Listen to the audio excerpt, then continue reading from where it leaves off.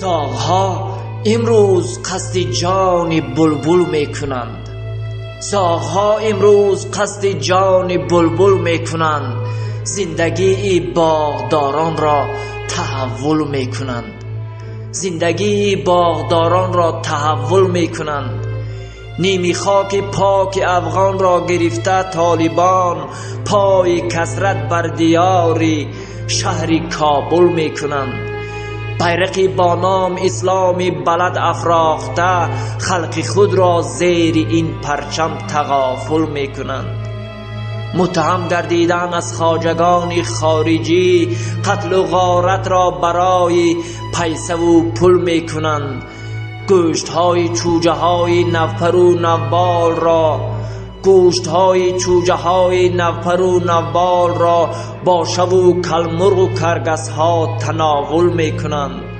کبک تقدیرند زنهای شریف این وطن با عقاب و چوجبر عمر تحمل میکنند. تحمل میکنند. در بهار عمر اینجا میرسد فصل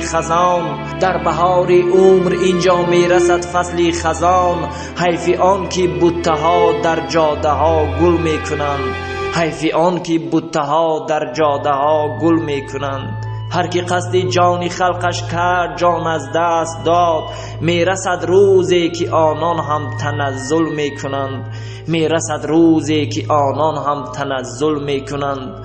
زاغ‌ها امروز قصد جان بلبل میکنند. زندگی باغداران را تحول میکنند.